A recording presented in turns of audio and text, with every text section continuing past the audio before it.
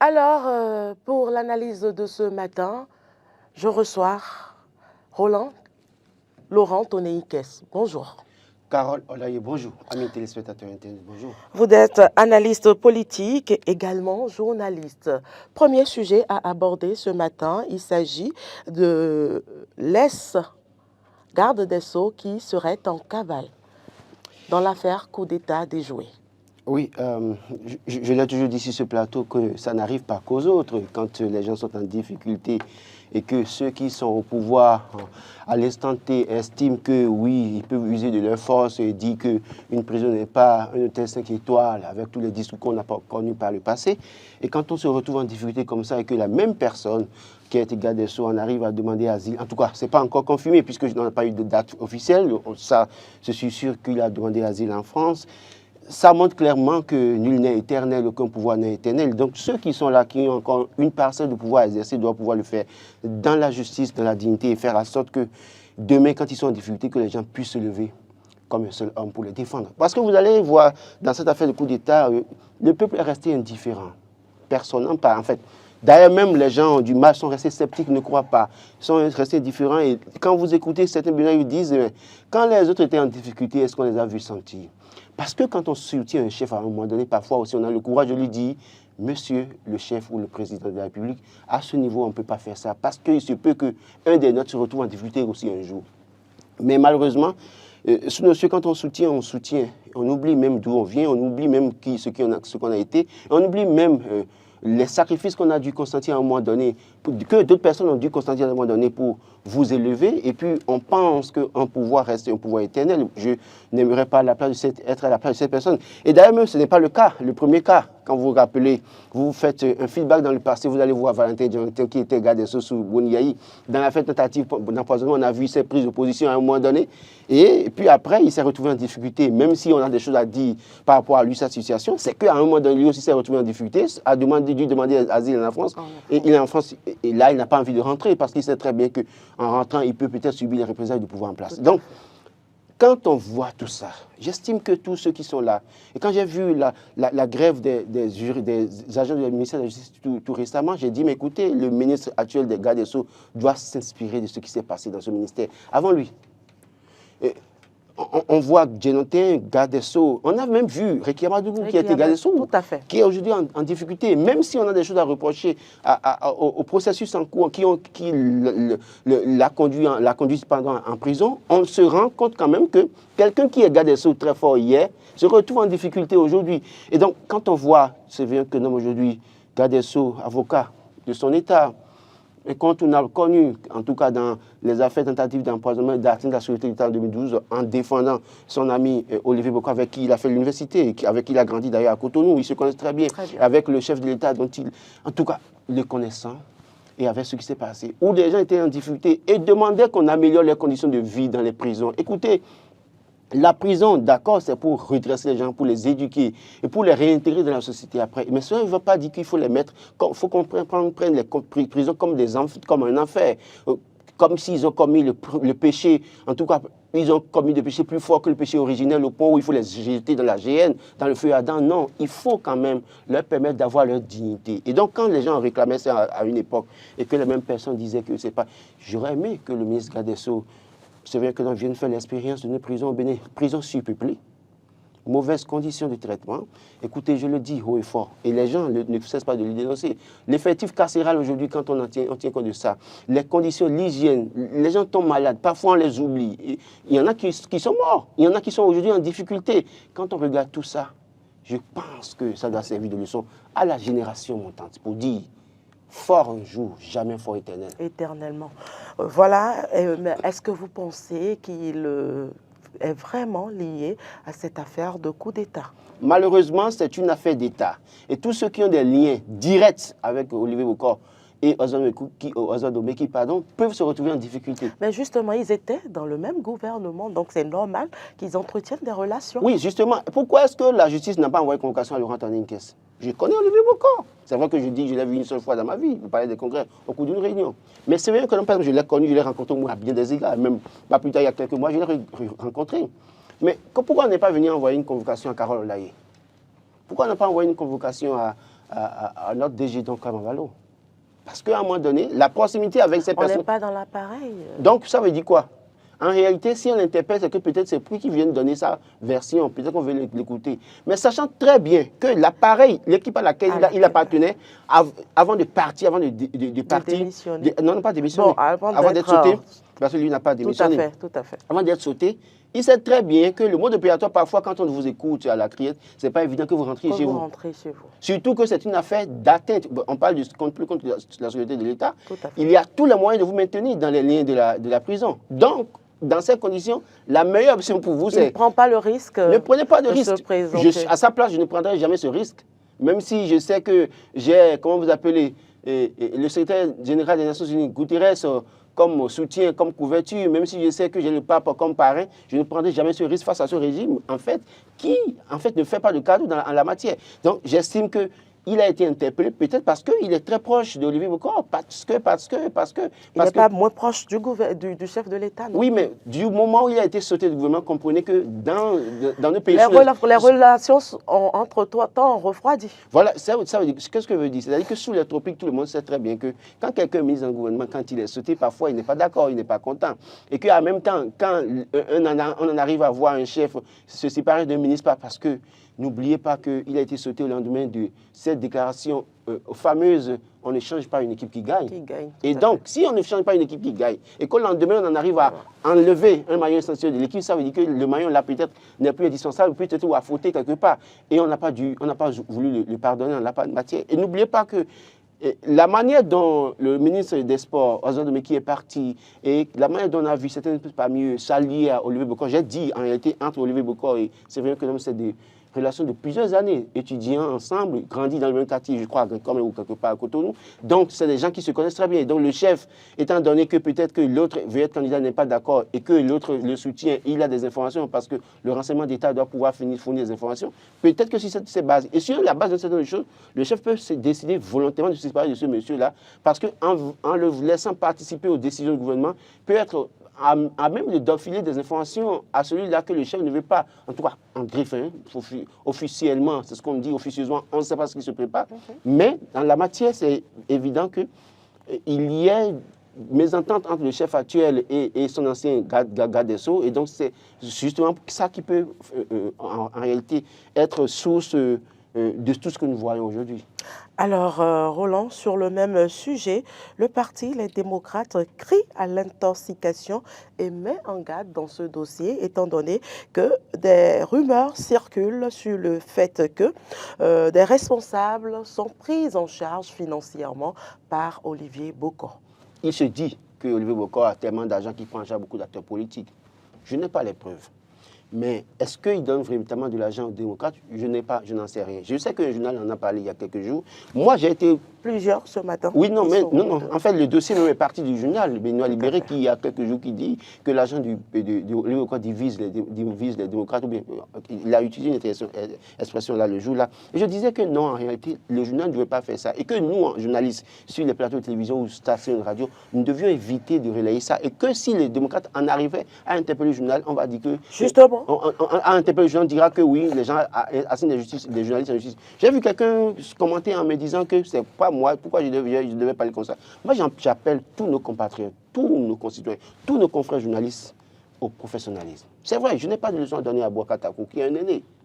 Mais j'estime que parfois, nous semblons pencher d'un côté. Parce que quand on voit certaines publications ces derniers temps, on voit que les gens penchent véritablement d'un côté. Écoutez, il y a une prise d'opposition. Mais écoutez, pourquoi nous allons continuer ça? Le journaliste vient présenter les faits, fait son analyse et laisse les consommateurs libres. Apprécier et tirer les conclusions. Parfois, moi, j'ai envie de tirer des conclusions, mais je n'en tire pas. Mais je sais que parfois, quand je rencontre des gens, ils me disent, mais ce que tu voulais dire, voilà, on a compris ça. Ils disent, mais voilà, vous avez compris. Ce n'est pas à moi de le dire. Pour dire quoi? Quand on a vu ce que notre aîné a écrit, moi, j'ai dit, écoutons, évitons de relayer l'avenir. Parce que même parfois, les médias qui relaient aussi peuvent être poursuivis. Tout à fait. Donc, nous devons faire très attention. Maintenant, les démocrates aussi, ils sont en droit d'interpeller le journal. Mais je dis une chose, le plus important, c'est de ne pas en arriver à mettre quelqu'un en prison. C'est-à-dire que rappeler à la personne l'erreur qu'elle a faite et travailler maintenant à un professionnalisme assez assez conscient des journalistes. Moi, je dis, je n'ai pas de leçon à donner à quelqu'un, mais je demande à chacun de nous. C'est nous-mêmes qui faisons que les politiciens se foutent de nous. C'est nous. Si on dit aujourd'hui qu'on a privé la presse privée, en tout cas, bon, excusez que je parle comme ça, on nous a privé de l'aide à la presse privée depuis 2016. C'est la faute à qui? Vous pensez que c'est la faute aux politiques? C'est la faute à nous, journalistes. C'est la faute à nous, nos aînés qui sont peut-être dans l'appareil d'État, qui n'ont pas pu faire quelque chose par rapport à ça. Et nous sommes tenus. Mais dès lors que nous allons commencer par nous prendre au sérieux, nous organiser véritablement, nous ferons peur aux politiques. Mais aujourd'hui, est-ce qu'en la matière, on parle de... Il y a plusieurs fêtières. Est-ce qu'il y a une fêtière aujourd'hui qui peut faire peur au gouvernement actuel que nous avons en face? Je ne pense pas. Cela suppose qu'il y a matière à réfléchir. Nous devons nous asseoir. Justement, le président de la HAC l'a également dit, lorsqu'il a pris service à la HAC, qu'aucun pouvoir ne se laisse plus intimidé par le quatrième pouvoir que nous constituons en tant que journalistes. Malheureusement. Et lui qui a bien annoncé qu'il veut ramener l'église au cœur du village, je crois qu'il travaille à cela. Non, non, justement. Parce qu'on a constaté que les dignitaires, les prêtres, les pasteurs qui déserté l'église, ont enlevé l'église du village, au cœur du cœur du village, pour se retrouver dans la métropole et pour faire la Java, pour vivre, parce qu'au gré du vent, au gré des intentions politiques, je pense que véritablement, il faut qu'on revienne à la case départ, qu'on travaille véritablement à changer les choses, que nous puissions nous donner de la valeur. Je le dis haut et fort. Justement. Tout journaliste qui continue à devenir, à être une serpillère pour un acteur politique, il va se moquer de lui. Je le dis clairement, moi je dis, je n'ai jamais vu un acteur politique, en tout cas pour ministre, député, et avoir envie de faire la coubette parce que cette personne est autorité. Je m'en fous de qui il est. Je le respecte avec le pouvoir qu'il porte, député, ministre, DG, d'accord. Son titre. Mais je le dis clairement, je mets au défi cette personne qui dira, Laurent est venu me demander de l'argent pour parler contre quelqu'un. Et je dis que nous, journalistes, ça commence par là. Si vous devez rentrer quelque part, les gens doivent pouvoir vous respecter. Justement. Mais il ne faut pas rentrer quelque part, les gens vous disent... Roland Tonneikes, c'est vrai que ce n'est pas vraiment le sujet, mais vous savez que si les conditions étaient meilleures, il n'y aurait pas cette situation que vous êtes en train de dénoncer. Vous savez très bien... Parce que c'est combien le salaire? Vous savez très bien que... Et c'est d'abord pour suivre que ces confrères s'attellent à ces actes. Carole, vous faites bien de poser le débat. Je suis très content que vous en parliez. Écoutez, ce n'est pas parce que je suis pauvre qu'il va me rabaisser pour quelqu'un qui soit milliardaire. Il peut être Dangote, je m'en fous de qui il est. Je lui dirai ce que je pense.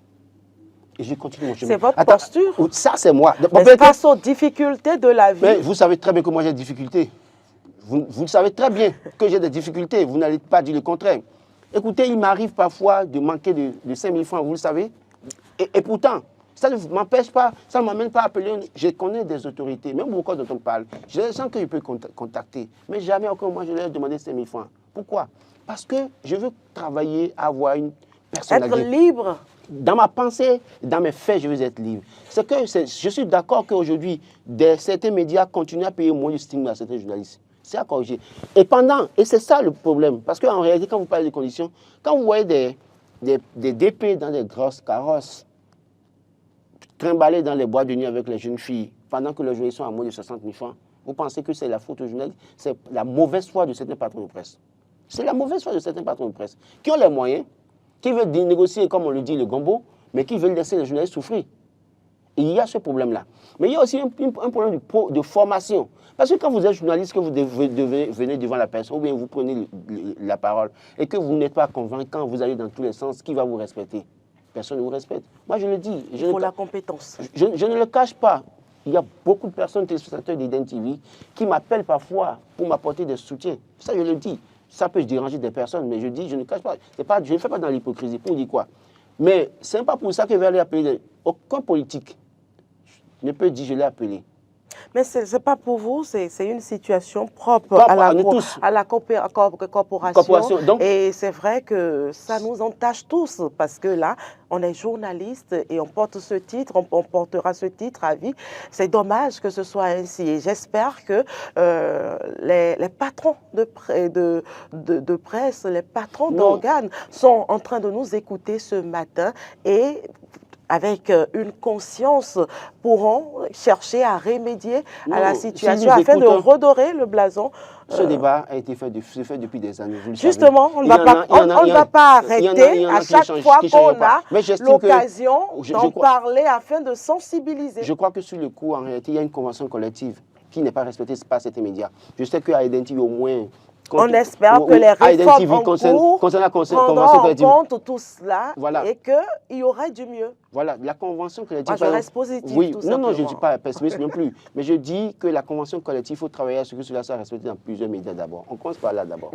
Et puis maintenant, travailler à ramener l'aide à la presse privée qui devrait donner un souffle aux médias privés plutôt que de se contenter des contrats parfois qui deviennent, je ne sais pas à quelle expression utiliser, un poids pour ces médias. Parce que quand vous avez contrat d'une structure, par exemple, vous ne pouvez pas vous permettre de faire des analyses qui dénoncent la structure. Ce n'est pas possible, c'est difficile. Mais quand vous avez une aide d'une structure, en tout cas une aide officielle qui vous donne la possibilité d'être libre, vous serez libre. Donc, c'est des combats qu'on doit faire au quotidien. J'estime que tout journaliste que nous sommes au Bénin, nous avons de la matière. Et pour finir, on espère que le parti, les démocrates, va seulement se limiter à ce démenti. Non, je crois que la meilleure des choses, moi je ne souhaite pas qu'on arrive à condamner à Ouagadougou pour on dit il est condamné pour 3 mois de prison. Non, je ne suis pas là. Je dis, le journal a dénoncé un fait. Le parti a dénoncé un fait. Je pense que tout le monde a vu, tout le monde a compris. Après, c'est de peut-être revenir après pour dire, bon, écoutez, si Ouagadougou peut rentrer en contact avec eux, ils peuvent discuter ça, parler de ça à l'amiable. Il ne sert à rien que de voir un journaliste devant les tribunaux. Moi, je ne souhaite pas ça. Je n'ai jamais voulu qu'on amène les journalistes devant les tribunaux, mais nous devons nous-mêmes faire en sorte que les politiques n'aient pas l'occasion de nous foutre devant les tribunaux. Tout à fait. Coopération bilatérale, le Niger nomme bientôt un nouvel ambassadeur au Bénin. Oui, on en a besoin parce que... Preuve que la situation s'améliore toujours entre les deux pays, sauf que la frontière reste toujours fermée. Oh, oui, mais on a pu voir le Bénin, l'ambassadeur du Bénin qui est resté ici pendant des années avant de pouvoir prendre service à Gildas Alconcon, l'honorable Gildas Alconcon. Il a été nommé et puis au lendemain, il y avait la crise, le coup d'État, la crise entre le Bénin et le Niger, donc il a dû rester ici pour sa sécurité pendant, en tout cas longtemps avant de rejoindre son poste à Niamey. Donc Niamey avait annoncé faire la même chose pour que les relations entre les deux pays reprennent de plus belle. C'est vrai que la tension reste là, hein, elle est évidente, avec la frontière qui reste fermée. Et je crois que l'avènement d'un nouvel ambassadeur au Bénin va favoriser les choses et que la frontière sera ouverte et que ça va faciliter les choses. C'est vrai qu'aujourd'hui, tous les deux pays ont développé une certaine résilience. Le Niger se comporte comme s'il n'a plus besoin du Bénin parce que le port n'est plus sollicité, du Bénin n'est plus sollicité comme par le passé. Et le Bénin également, compte tenu des difficultés, parce que si le Niger n'exploite pas le port de Cotonou, c'est que les activités au port de Cotonou chutent. Donc il y a une baisse des recettes, mais le Bénin qui s'est aussi adapté à la situation. Et c'est une bonne chose que les deux pays développent une sorte de résilience. Ça prépare tout pays. Parce que dans des moments de crise, il faut toujours avoir les moyens de faire face aux difficultés. Donc, aujourd'hui, moi, j'estime... Il ne reste pas moins que c'est la population qui paie le prix. Oui, la population paie le prix, mais une situation qui perdure dans le temps, vous devez vous adapter. Je crois que beaucoup de personnes se sont adaptées à cette situation depuis. C'est vrai que si ça reprend, ce serait des biens pour le peuple. Et c'est pour ça que j'en appelle à la bonne volonté, à une décision assez courageuse des deux dirigeants du côté du Niger et du Bénin, qu'ils aillent à la table de négociation, que l'ambassadeur qui sera envoyé à Cotonou bientôt, qui va présenter ses lettres de copie figurée avant de présenter ses lettres de créance au chef de l'État, que cet ambassadeur soit ce médiateur qui facilite les choses et que tout aille pour le mieux. On n'a pas intérêt à voir... Un réel dénouement de la crise. Oui, on n'a pas intérêt à voir de crise entre le Bénin et le Niger durer aussi temps, parce que c'est des deux peuples frères. Vous avez... Regardez le flux de Béninois au Niger. Moi, j'ai mon frère qui est au Niger, qui fait des affaires depuis plus de 10 ans. Il s'y plaît bien, il vit bien, il réussit sa vie. Il y a autant de Nigériens au Bénin. Pourquoi nous allons nous chamailler autour d'une situation qu'on peut régler peut-être en 3 mois? C'est vrai que tout est parti du coup d'État, mais c'est déjà 1 an après. Passons à autre chose. Le temps est passé. Passons à autre chose. Voilà. Le matinal titre également « Recrudescence des braquages et cambriolages au Bénin ». Le pègre de retour, c'est une interrogation. La pègre de retour. Oui, la pègre de retour. La pègre de retour, oui, parce qu'il y a quelques semaines, on a pu voir que 2 personnes ont été crevées de balles et tuées dans le Lomé, on a pu voir ça. Et puis quelques jours après, on apprend aussi 2 personnes crevées de balles dans le Koufou à Dogbo. Et puis après, j'apprends aussi dans la vie des motos arrachées, un certain nombre de choses. Au nord, des boutiques cambriolées. Tout à fait. Il y a un problème. On a comme l'impression qu'il y a un relâchement. C'est vrai que beaucoup de policiers sont dépêchés du côté de la partie septentrionale pour faire face aux assauts des djihadistes. Malheureusement, mais au niveau de nos territoires, il y a peut-être un problème. Maintenant aussi, je l'ai toujours dit, moi, je suis dans une zone, quand j'ai intégré la zone, parfois quand je sors, parce que, bon, comme je le dis, je suis un octambule, parfois quand je sors à 1h, 2h du matin, je vois 2 policiers sur moto, Badjadj en train de faire la ronde dans le quartier. Mais depuis plus d'1 an, 1 an et demi, je ne vois plus ça. Donc, il y a un problème. La question de moyens dans nos commissariats, parce que si les commissariats n'ont pas de moyens, vous voulez qu'ils fonctionnent avec quoi? C'est vrai qu'on a dénoncé le fait qu'ils aient des véhicules de la période précoloniale où parfois même une moto peut aller plus vite qu'une voiture, une pick-up des policiers. Ça a été plus ou moins corrigé, heureusement, tout récemment. Oui, en dénonçant, ils ont fini par acheter de nouveaux véhicules pour les policiers, mais ça prend du carburant. Quand on dit que les frais de fourrière doivent être payés désormais au trésor et que les commissariats doivent faire des procédures avant de prendre de l'argent, posez-vous les vraies questions. Ça ne facilite pas la tâche. On ne va pas tout centraliser, écoutez. C'est vrai qu'on veut faire en fait une mobilisation assez judicieuse de nos ressources, on veut contrôler tout, d'accord. Mais les frais de fourrière, il y a certaines dépenses, certains frais que les gens doivent payer. Aujourd'hui, on dit qu'il faut payer tout au trésor.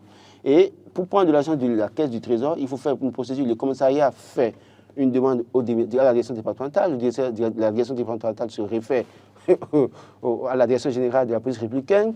La direction générale de la police se réfère certainement au ministère de tutelle, le ministère de l'Intérieur. Et puis après, parfois, il faut peut-être aller en parler en conseil des ministres avant de voir que s'il faut donner tel fonds au commissariat. C'est tout un processus. Par contre, s'il y a ce fonds-là qui est là, pendant ce temps, on peut installer la loi continue d'opérer. Oui, on peut installer des corps de contrôle. Il y a des comptables dans les commissariats. Pourquoi ne pas centraliser au point où on fait en sorte qu'on peut contrôler là? Et les gens ont les moyens à disposition pour faire la ronde. C'est vrai que tout le monde ne sera pas honnête, sérieux dans la gestion.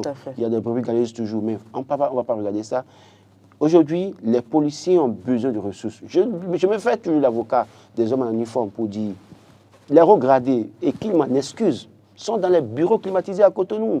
Véhicules, gardes du corps, chauffeurs, tout, ils sont bien lotis. Mais les vrais acteurs, ceux qui sont sur le terrain, souffrent. Je n'ai rien contre les regradés, mais je dis, si vous donnez de bonnes conditions aux regradés, qui ne prennent plus le risque d'avoir une arme en main pour aller au front, écoutez, ceux qui sont sur le terrain, essayez d'arranger leur situation. J'ai vu le chef de l'État 2 ans. Mais c'est la triste réalité. Oui, j'ai vu le chef de l'État il y a 2 ans dire devant les députés, oui, que la situation est améliorée, on a augmenté le salaire. Mais la cherté de la vie continue, hein. Et donc, il va toujours... Il n'aura pas un impact positif. Voilà, donc j'estime véritablement, j'ai pu voir aussi quand on disait qu'il faut soutenir les enfants des forces de l'ordre décédés au front et autres, là, le gouvernement a pu faire quelque chose à la rentrée en donnant des fournitures à ses enfants, en faisant les aidants. C'est à apprécier, mais j'estime aujourd'hui que les commissariats ont beaucoup plus besoin de moyens. J'ai été dans un commissariat il y a quelques jours, je ne citerai pas le commissariat, mais je sais que j'ai été scandalisé par la qualité, en tout cas par l'état de ce commissariat, l'hygiène par exemple. Tout est sale. Tout est sale, ce n'est pas les policiers qui doivent balayer. Non. Si les policiers avaient les moyens, ils peuvent engager des structures d'entretien pour nettoyer les couloirs, balayer tout ça là. Tout est sale, je dis c'est sale. Aller dans plusieurs commissariats, c'est sale. C'est pas la faute, je ne jette pas la pierre aux commissaires, aux policiers. Ce n'est pas leur rôle, ils sont là pour la sécurité, on doit pouvoir trouver des gens. De la même manière qu'on a trouvé la société de gestion de salubrité de grandes cours et de gestion des déchets. De la même manière qu'on a créé ça, je pense qu'il faut avoir un volet au niveau de cette société-là pour envoyer ces éléments dans les commissariats. Puis les gens balayent nos artères, d'accord?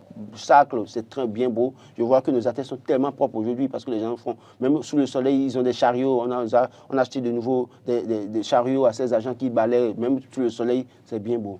Je souhaite qu'on mette en place un volet entretien de certaines structures d'État. Par exemple, les commissariats, par exemple, pour envoyer des gens pour balayer, nettoyer. Les gens ont envie de respirer de l'air frais, mais dans la pourriture, dans la saleté, ça ne marche pas. Et je ne dis même pas qu'on sorte un communiqué à la direction générale de la police républicaine pour commencer par sommer les policiers de ce que les commissariats sont sales. Ce n'est pas leur rôle. Vous allez voir là où les gens... Mais j'estime qu'on doit aussi organiser ça pour ces policiers-là, les aider. Ils sont là pour la sécurité, ils sont là pour réfléchir aux stratégies, comment faire pour aller choper tel bandit, tel délinquant de grand chemin. Et donc, il faut peut-être d'autres agents pour les aider à faire ce travail. Et nous finirons par le quotidien Matin Libre qui a titré ce matin échec de la réforme sur les sachets plastiques au Bénin. Oui, écoutez, 7 ans après. Oui, qui importe les sachets? Qui importe ça? Vous voulez que je vous réponde? Oui, bon, c'est vrai que c'est vous qui posez les questions. On a vu tout le débat, toute la propagande autour de cette affaire avec le ministre du cadre de vie, Tonato, M. Tonato, oui, qui a fait le meilleur qu'il peut faire. Hein. Écoutez, il a une bonne volonté. On a vu notre compatriote Sandra Idou qui est montée au créneau à sachet réallouer tout ça là. Et bon, je crois qu'on l'a reçu il y a quelques jours ici. Oui, elle a compris. Le jeu, c'est la décision reste politique. Quoi que vous fassiez dans ce pays, dans certains pays, notamment sous les tropiques, en Afrique noire, la décision reste politique. Les sachets prennent par où pour rentrer sur le territoire national?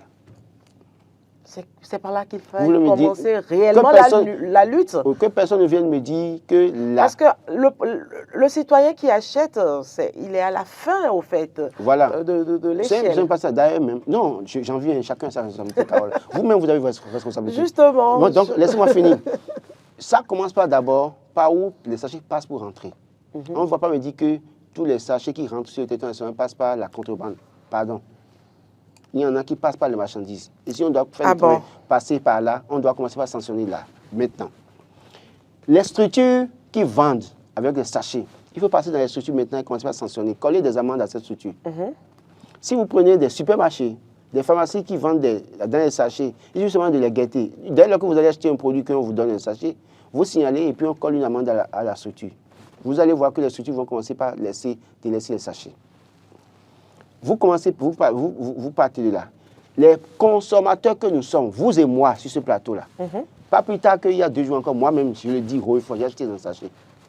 Donc si je commence par refuser de prendre sachet et qu'en sortant de ma maison, j'ai un sac en tissu, d'accord, que les gens font là, les artisans font là. Si j'ai ça et que je sors, je prends mon pain dedans, ou je prends ma tomate et autres dedans, c'est que celle qui vend le sachet n'aura pas de client. Et elle n'aura de choix que de laisser ça. Mais si vous et moi, si Mme Carole là, il prend sa voiture, va au marché, et puis elle n'a pas de sac, elle n'a pas de panier pour le marché, elle achète son poisson dans le sachet, tomate dans le sachet, la vendeuse de sachet demain reviendra au marché pour vendre le sachet. Mais si elle ne vend pas le sachet pendant 2 jours, elle va changer d'activité. Donc chacun de nous sur la chaîne, nous avons nos responsabilités. Les gouvernants aussi, vous les envoyez parfois parmi eux qui ont des sachets. On va acheter pâté au bord de la voie en sachet. Pâté chaud. Et ça encore, c'est un risque de santé. Un problème de santé que nous créons. Les cancers passent par là. Après, c'est pour dire, telle jeune fille de 18 ans a fibrome kyste. Ça sort d'où? C'est ce que vous faites, nous faisons. C'est tout ça. Donc j'estime que la chaîne, c'est surtout la chaîne qu'il faut faire un travail. Les citoyens doivent pouvoir commencer par refuser les sachets, acheter dans les sachets, ne plus acheter les sachets pour faire des emballages. Ça commence par là. Et puis après, traquer toutes ces personnes-là qui vendent, qui sont dans ceux qui vendent dans les sachets. Il faut faire en sorte que dès lors que quelqu'un vend dans un sachet, il faut lui coller une amende. Quand on lui colle une amende, la prochaine fois quand il veut servir un client, il fait ça dans un emballage en papier. Oui, c'est vrai que certains supermarchés, certaines pharmacies, aujourd'hui, vous savez, délivrent tous les articles dans les sachets plastiques. Non, la supercherie, c'est qu'on vous donne un sachet blanc. J'évite d'appeler des noms au risque de leur faire de la pub. Je sais, il y a des pharmacies qui vendent ça dans des emballages papier. Mais il y a des pharmacies qui vendent encore dans sachets. Je suis d'accord. Maintenant, les sachets, la supercherie, c'est qu'on vous donne un sachet blanc pour dire que le sachet est biodégradable. C'est faux. Oui. C'est du sachet, on a juste changé la couleur. Ce n'est pas biodégradable, c'est faux. Si vous voulez aller demander, ils vont faire les analyses. Ce n'est pas biodégradable. Donc, il y a aussi une supercherie à ce niveau. Il faut traquer ces structures-là. Quand on va faire ça, je crois qu'on va réduire un peu. Parce que les sachets détruisent notre environnement, malheureusement. Les animaux, parfois, mangent ça, ingurgitent ça, et ça leur crée des problèmes. Quand nous consommons cette viande après, c'est soit le cancer, des problèmes de santé à longueur de... Et on ne voit même pas, on ne sait même pas quelle thérapie appliquer. Autant de choses. J'estime que la cause, elle est, comment s'appelle, pour nous tous, nous devons nous lever pour commencer par réduire cette manière de faire les choses. Et je crois que les Béninois s'en porteraient mieux. Merci à vous, Roland. Laurent Tonéikès, je rappelle que vous êtes analyste politique et également journaliste.